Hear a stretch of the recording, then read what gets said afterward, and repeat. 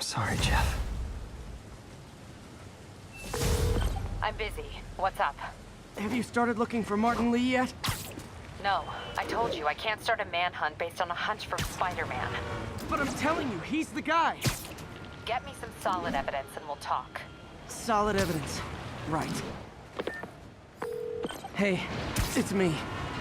Hey, so what are you thinking? I'm thinking I screwed up. And that kid lost his father. I know you too well to say you should give yourself a break. What about the police? Do they have any leads on Lee? They're not even looking for him. Even Yuri doesn't believe me. Then it's up to us to find him. I've been doing some research. Go to this address. Martin Lee bought a controlling interest in this recycling center last year. You think he's hiding out there? Maybe. We know he's not at Feast.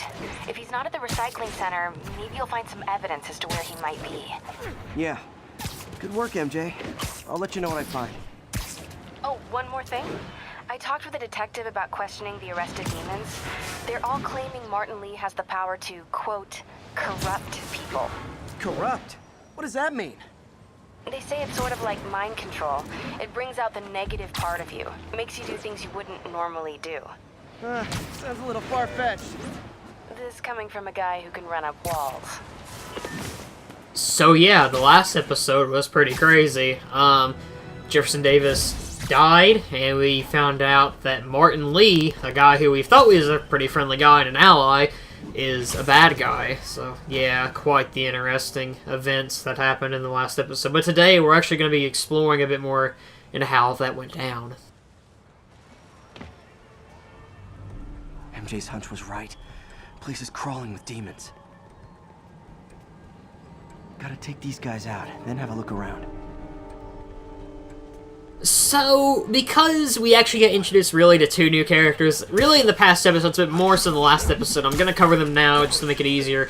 So, we're going to start off with Miles Morales. Miles is a 15-year-old boy, and obviously he's the son of Jefferson Davis. In this game, he's voiced by, and I'll probably get his name wrong, Najee Jeter, or Jeter, how you pronounce it. And he's known for his roles in Read Between the Lines and Grown Ups. He was also the face of Coca-Cola in 2011. I don't know why I brought that up, I just thought it was interesting. He's actually not new to PlayStation games, as he's actually Sam from The Last of Us, who also has a very sad character moment, and whoo!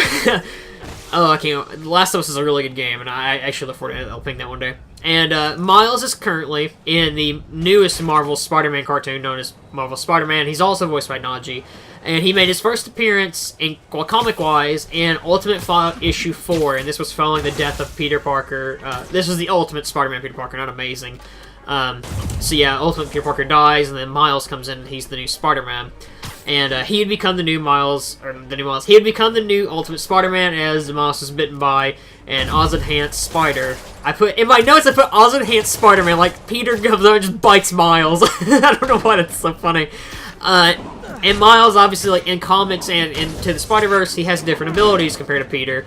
So, like, Miles can use camouflage. I think he's actually faster than Peter, and he has electrokinesis. Basically, he can, like, send, like, little bursts of energy out and attack people. And as like I brought up earlier, he is the main character of Into the Spider-Verse. Going more into, like, Miles and, like, his whole, like, universe, he has his own villain known as the Prowler, who's actually his Uncle Aaron, and I really want him, like, the Prowler, to be in the sequel, because I feel like he'd be pretty cool. Going into Aaron Davis, because he actually has appeared in some other Spider-Man stuff, he actually is the Spider-Man Homecoming. There's a moment in the movie where Peter is trying to get some information on the Vulture, and he's trying to find out, like, where the Vulture and, like, his gang are at.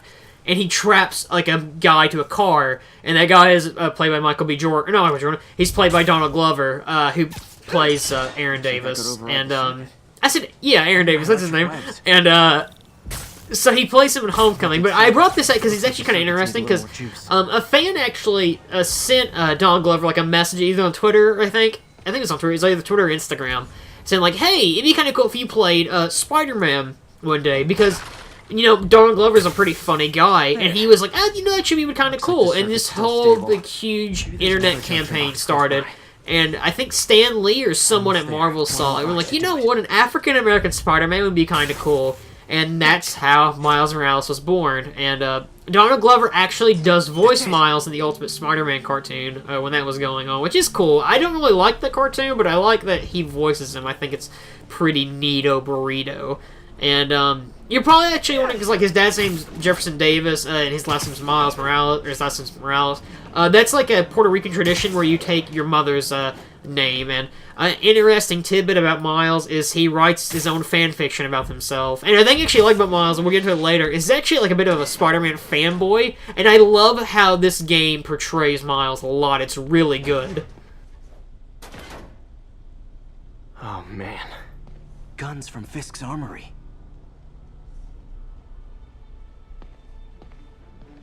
So, we're actually going to be seeing some areas, not some areas, but we're going to be seeing what the demons are up to, like places they're planning to go. Like here, we see they're going to go to Osborn campaign rallies, brought up.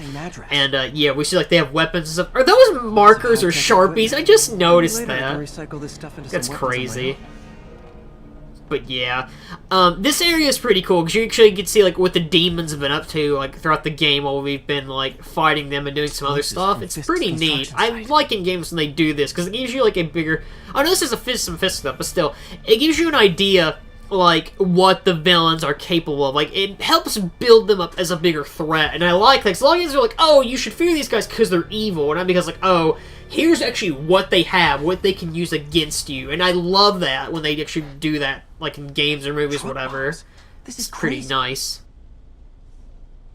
This wasn't a gang war. The demons were stealing from Fisk to go after Mayor Osborn. Hey, did you find Lee? No, but you were right. Lee's using this place as a front for the demons. Bomb making, gun running. Oh my god. And it looks like they're planning another attack. This time on Norman Osborn's campaign offices. We must have some kind of beef with Norman Osborn. I found an address here. I think it's their staging area.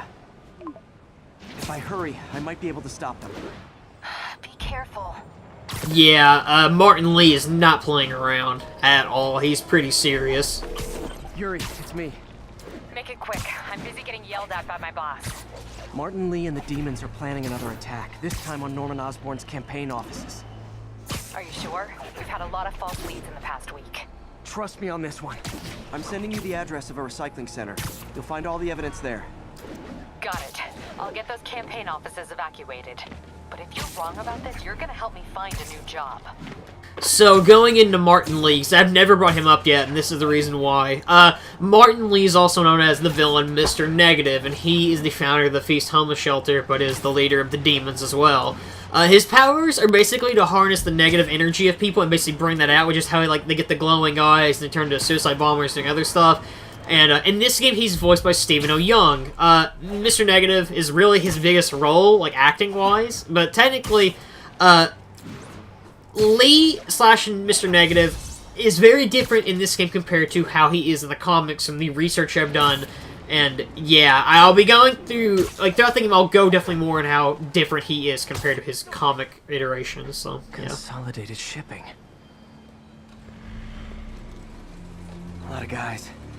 I should try to do this quietly, but also with style.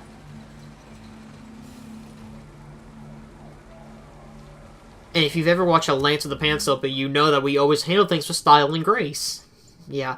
But I guess going into like some of Lee's stuff right now, I'm gonna call him Mr. Negative, because that's what he really is. He's Mr. Negative. Technically, his first appearance was in the Free Comic Book Day 2007 issue of Spider-Man, but his first, like, real big appearance, or I actually call it, like, his actual first appearance, is in the Amazing Spider-Man issue 546, and he was created by Dan Slott and Phil Jimenez, I think is how you say it. In the comics, he's quite different, because he actually is, like, he's in a gang from China who's, like, trying to, basically, they just do human trafficking, and he's basically trying to, just get people out of it, so yeah. I can use that stuff I found at the recycling center. Nice. Love using bad guys' own weapons against them. This is actually another one of my favorite gadgets you get. So basically, with this, you can like attach this little thing to like an object, and when the enemy walks by it, they will because it's a trap mine. It'll shoot a little web out and pull them to the wall, and then they're pretty much just done, and they lose like this. very easy and comes in very And that, my helpful friends, is during the what stealth Sonic sections Justice and when looks you're having to do stealth, like in the mook rushes. I like it a lot. I definitely recommend using it. We will be using it a lot in this LP. But going back to Mr. Negative, I just messed up. Okay, there we go. As I brought up in the comics, he's a part of a gang called the Snakeheads. It's a gang in China which revolved around human trafficking. Basically, they would smuggle Chinese immigrants out of the U.S. or into the U.S. whatever. I don't know. Remember which one. It says out of the U.S. in my notes, so we're gonna go with that.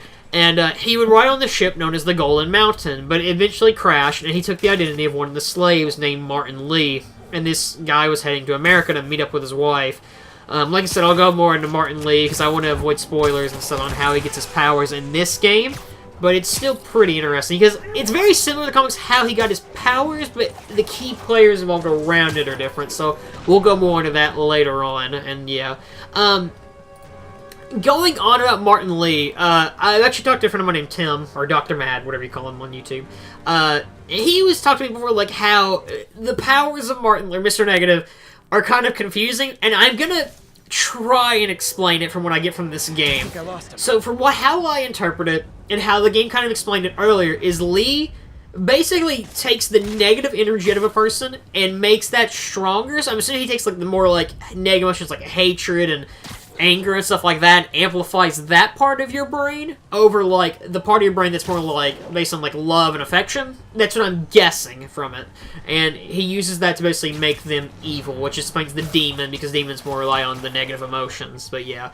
I do know that Mr. Negative isn't, like, a huge villain in the comics. I don't know if he's got a bigger role since this game is really popular. It's gonna it's already gotten a sequel. Let's be honest here. It's confirmed. But yeah, it is cool. I like that they got a villain who's not really big to be in, like, the villain of this game. Because Mr. Negative, I'd never heard of him until this LP. And I love how they portray his character in this a lot. Because Martin Lee, it is fairly obvious when you get to that cutscene, when you see him talking about, like, the demon mask, you're kind of like, okay, yeah, this guy knows more than he's letting on. And obviously, as you know now, he's the leader of the demons, and it's pretty cool. I like Martin Lee, and I like Mr. Negative in this game quite a bit. Like I said, I'm glad they picked a villain who isn't, like, super popular, because it makes people be like, oh, wow, this Mr. Negative guy's kind of neat. I'm definitely going to, like, check out more about him. And that's smart, because that's how you sell comics and, you know, anything. Sleep it off. But yeah, I like Mr. Negative a lot. I think he's a pretty cool villain in this game. I do want to go into another thing, because I was thinking about this the other day, and I got a comment on episode, I think it's 11 or 12. It's episode that Jefferson Davis got introduced in. I think it's 11, because that was the Spider-Bro origin story. But I got a comment on that from Goldwade, actually talking about how Jefferson Davis is actually one of his favorite characters in this game. And while I was trying to think of a way, like, how to reply to his comment, because I talked with several times in that part about how I like Jefferson Davis, but I never really give a reason why until he put this comment, and I sat there and thought about this, and something, like, I really like about this game is Jefferson Davis is a character who really isn't super important in the plot. Like, he definitely adds things to the plot, but he's not, like, the key player. He's not, like, in the game, like, compared to, like, a Spider-Man, obviously because he's dead, but still. But he's not, like, he gets introduced in the game, and he's not in it for very long, but you get attached to him a lot, and I think that's one of the cool things about this game, is it's so good at, like, how it develops its characters, where you get attached and really like a character who doesn't have a huge role like Jefferson Davis, and it's really cool, and that moment where he does die has it has a huge impact on the story and on the character, because it's definitely one of the saddest moments in the game, and I love that a lot. He's not out here. It's really good. I just love that part a lot, and I'm really glad Goalie put that comment, because it made me really think a lot about, like, how good this game is at, like, the writing for the characters. Like, I know Dan Slott had a hand in helping with this game, and it does show, because this game really goes into, like, expensive tune-up. how Spider-Man can be really well written, like, video game-wise, and it's definitely, like, this could be turned into a movie, and I would go watch it for sure. They have bases all around the city. So yeah, there's more bases, more things for us to do, to go fight some more demons. These are basically like the construction areas, but you fight demons. We'll be showing one in the future parts, so no worries. Looks like the demons have an army. We have a Hulk. Yeah, had to edit that in.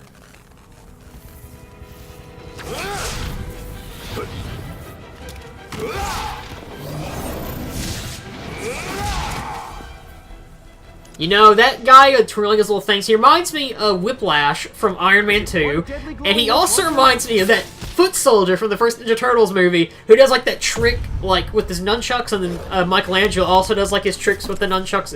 It reminds me of that for some really strange reason. I don't know why. But, the Whiplash guys, is what their names will be from now on. Basically what they do is they throw their little demon stick powers, or whips. There you go. That's the actual term for that. These guys, I think, are actually one of the more easier ones to combat, or fight, whatever, against, because, like, really just hit them with a strong attack, shoot them with some webs, they're pretty easy. The main thing I will recommend is if they get far away from you, they can grab you and hurt you a lot and throw you, and that's not very fun, because it hurts Spider-Man, and we don't want Spider-Man to get hurt. I don't know what I was expecting, but it was definitely not this.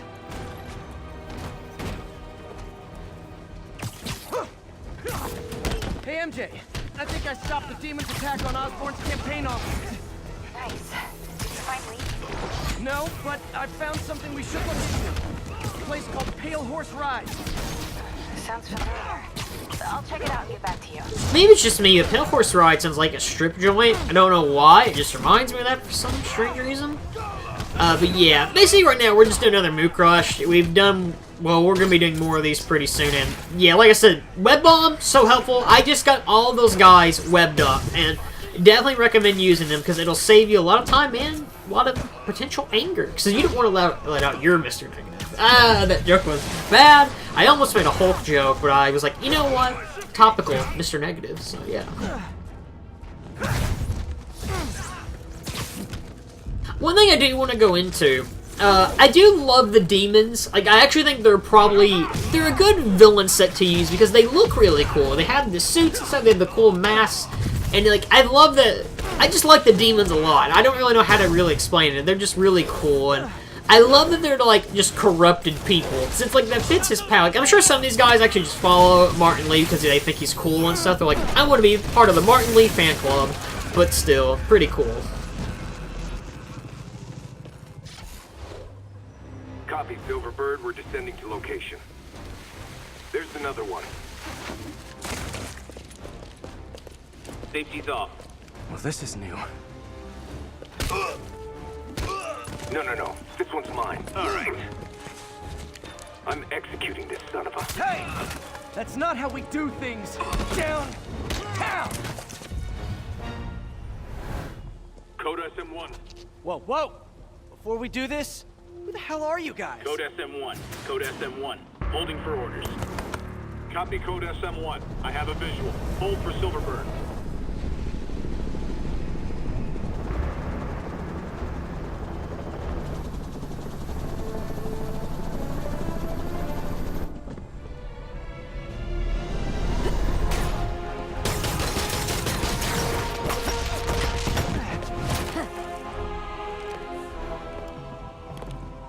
Nice entrance. Solid 8 out of 10.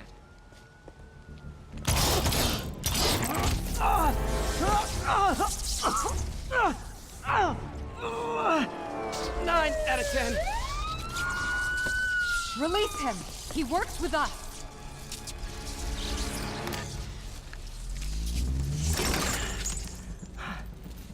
Yuri, explanation, please? This is Silver Sablinova, head of Sable International, a private security force. Paid for by Mayor Osborn. Oh, the mayor has a pet army now? Next time you get in my way, I will not be so gentle. Go. We'll talk later.